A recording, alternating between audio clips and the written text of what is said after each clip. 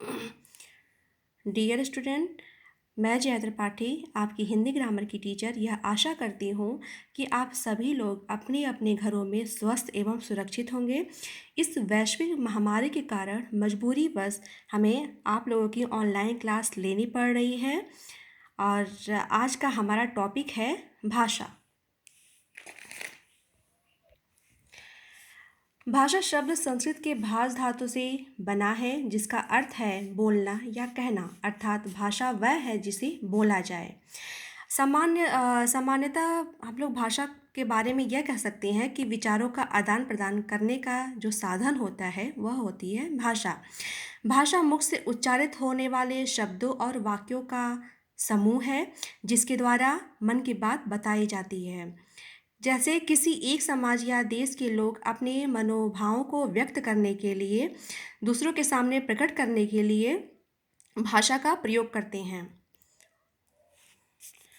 भाषा वह साधन है जिसके द्वारा मनुष्य अपने मन के भाव तथा विचारों को दूसरों के सामने प्रकट करता है और दूसरों के विचारों तथा भावों को ग्रहण करता है, अर्थात समझता है। उसे ही हम भाषा बोलते हैं। भाषा हर एक देश की अपनी एक भाषा होती है। हमारी भाषा, हमारे भारत की भाषा राष्ट्रभाषा हिंदी है और जिसकी लिपि देवनागरी है। इसी तरह हर देश की अपनी अपनी भाषा होती है, हर राज्य की अपनी अपनी भाषा होती है जिसके माध्यम से लोग अपने विचारों का आदान प्रदान करते हैं। अतः हम कह सकते हैं कि मुख से उच्चारित होने वाले शब्दों और वाक्यों आदि का वह समूह जिसके द्वारा हम अपने मन की बात दूसरों को बताते हैं, उसे हम भाषा बोलते हैं। भाषा वह साधन है जिसके द्वारा मनुष्य अपने मन के भाव तथा विचारों को दूसरों के सामने प्रकट करता है और दूसरों के भावों तथा विचारों को ग्रहण करता है, अर्थात समझता है। उसे ही हम भाषा बोलते हैं।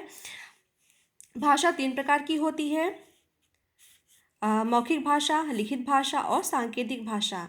हम यह कह सकते हैं कि हम 3 प्रकार की भाषा का उपयोग करके हम अपने विचारों का आदान प्रदान कर सकते हैं। हम अपने मनोभावों को तथा विचारों को दूसरों के सामने प्रकट कर सकते हैं।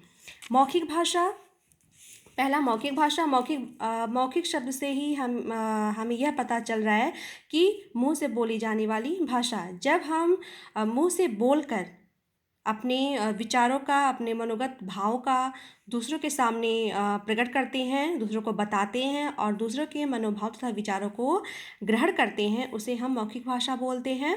लिखित भाषा, लिखित शब्द से हमें यह पता चल रहा है कि लिखकर अपने विचारों को व्यक्त करने वाली भाषा, उसे हम लिखित भाषा कहते हैं। सांकेतिक भाषा, संकेत के माध्यम से व्यक्त करने वाली भाषा। जब हम अपने विचारों, मनोगत भाव को दूसरों के सामने संकेतों के माध्यम से जब हम व्यक्त करते हैं तो उसे हम बोलते हैं सांकेतिक भाषा।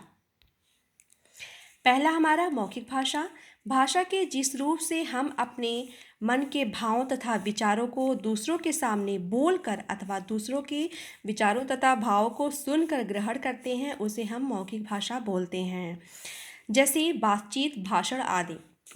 बातचीत के माध्यम से हम अपने विचार तथा भावों को दूसरों के सामने प्रकट करते हैं, व्यक्त करते हैं और दूसरों की बातों को, उसके विचारों को भाषा के माध्यम से ही हम समझते हैं। भाषण, जैसे नेता होते हैं, नेता लोग भाषण देते हैं, तो भाषण के द्वारा वह अपने मनोगत भावों को दूसरों के सामने व्यक्त करते हैं, अपने विचारों को दूसरों के सामने व्यक्त करते हैं। वह मौखिक भाषा का प्रयोग करते हैं और मौखिक भाषा की उनके प्रयोग की वजह से हम उनकी विचार तथा भावनाओं को समझते हैं। दूसरा है लिखित भाषा। भाषा के जिस रूप से हम अपने मन के भाव तथा विचारों को दूसरों के सामने लिख कर प्रकट करते हैं, उसे हम बोलते हैं लिखित भाषा। जैसे पत्र, लिखित सूचना आदि। पत्रों के माध्यम से ही हम अपने विचारों को लिखकर, अपने भावों को लिखकर दूसरों के सामने प्रकट करते हैं, पत्रों के माध्यम से। और जैसे अखबार, लिखित सूचना जैसे अखबार, न्यूज़पेपर, तो अखबार के माध्यम से भी हम अपनी भावनाओं को, सूचनाओं को उसमें लिख कर दूसरों के सामने व्यक्त करते हैं। जैसे आजकल महामारी चली हुई है, वैश्विक महामारी चली हुई है, तो हम लोग अखबारों के माध्यम से हम यह जान पाते हैं, वह एक लिखित भाषा का एक प्रमुख साधन है। उसके माध्यम से हम यह समझ पाते हैं कि देश विदेश में क्या हो रहा है और क्या स्थिति है। तो लिखित भाषा, और जैसे हाँ, टेलीविज़न टेलीविज़न हमारा मौखिक भाषा का प्रमुख साधन है।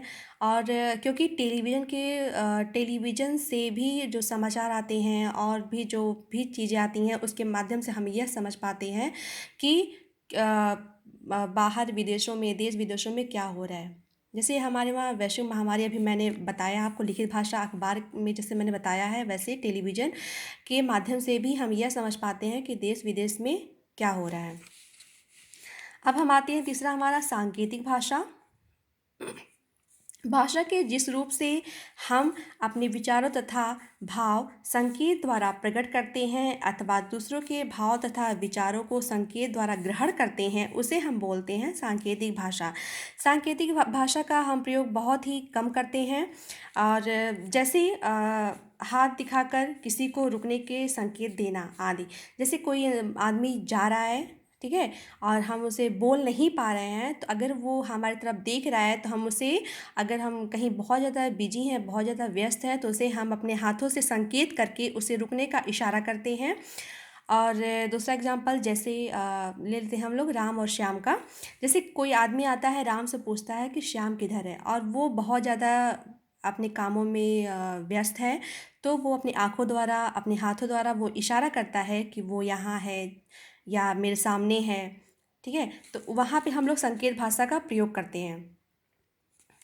तो मुझे उम्मीद है कि आप लोगों को आज की टॉपिक भाषा समझ में आ गई होगी। और आप कृपया एक नोट्स बना लें, क्योंकि इस वैश्विक महामारी के कारण मजबूरीवश हमें ऑनलाइन क्लास लेनी पड़ रही है। इसलिए ऑनलाइन क्लास चल रही है आप लोगों की, जिससे आप लोग का जो कोर्स है वो पीछे न रह जाए। और आप लोगों को जो भी मैंने पढ़ाया है, आप उसका एक नोट्स तैयार करें। और घर में रहिए, सुरक्षित रहिए, ध्यान से पढ़िए।